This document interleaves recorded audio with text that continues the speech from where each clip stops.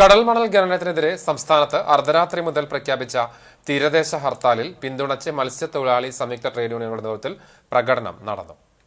കേന്ദ്ര സർക്കാരിന്റെ കടൽ മണൽ ഖനനത്തിനെതിരെ മത്സ്യത്തൊഴിലാളി കോർഡിനേഷൻ കമ്മിറ്റിയാണ് വ്യാഴാഴ്ച തീരദേശ ഹർത്താൽ പ്രഖ്യാപിച്ചത്. ഇതിന്റെ ഭാഗമായി മന്ദലാംകുന്നിൽ സംയുക്ത ട്രേഡ് യൂണിയനുകളുടെ നേതൃത്വത്തിൽ പ്രകടനവും പൊതുയോഗവും സംഘടിപ്പിച്ചു.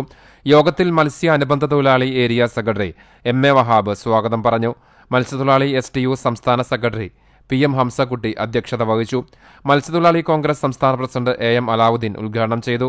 മത്സ്യത്തൊഴിലാളി AITUC സംസ്ഥാന സെക്രട്ടറി VA ഷംസുദ്ദീൻ, STU ജില്ലാ സെക്രട്ടറി KK ഇസ്മായിൽ, മത്സ്യത്തൊഴിലാളി union CITU area treasurer Koya, മത്സ്യത്തൊഴിലാളി ഫെഡറേഷൻ STU ജില്ലാ general secretary PA Naseer, Punnur panchayat ജനപ്രതിനിധികളായ അസീസ് മന്ദലാകുന്ന, വിശ്വനാഥൻ മാസ്റ്റർ, ചാവക്കാട് ബ്ലോക്ക് പഞ്ചായത്ത് അംഗം ജിസ്ന ലത്തീഫ് തുടങ്ങിയവർ പങ്കെടുത്തു. വ്യാഴാഴ്ച ചാവക്കാട് നടക്കുന്ന പ്രതിഷേധ പ്രകടനത്തിലും തുടർന്ന് വസന്തം കോർണറിൽ ചേരുന്ന പൊതുയോഗത്തിലും നിരവധി പേർ പങ്കെടുക്കുമെന്ന് ഇവർ അറിയിച്ചു.